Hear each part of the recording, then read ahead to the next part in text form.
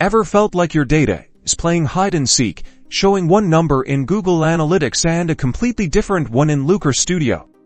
Let's crack the code on why this happens and how to fix it in the next 90 seconds. First, double-check your date ranges. This is the most common culprit in Google Analytics. Make sure the date range you're viewing matches exactly the date range selected in your Looker Studio report. Even a one-day difference can throw things off, creating discrepancies. Next, let's talk sampling. Google Analytics uses sampling to speed up reporting on large datasets. You'll see a note at the top indicating if sampling is in effect. Looker Studio can also be affected by sampling if it's pulling data directly from a sampled Google Analytics report. To minimize this, try using a shorter date range in Google Analytics to reduce sampling. Alternatively, consider upgrading to Google Analytics 360, which offers unsampled reports.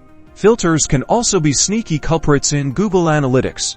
You might have filters applied at the view level that are excluding certain data. These filters aren't automatically carried over to Looker Studio. Review the filters in both Google Analytics and Looker Studio to ensure they align. A mismatched or missing filter can cause significant data differences. Now, let's get technical with metrics and dimensions. Are you using the same metrics and dimensions in both platforms? For example, are you using sessions in Google Analytics and users in Looker Studio? Also, are you segmenting the data the same way? Different combinations or configurations can lead to very different results. Verify each setting.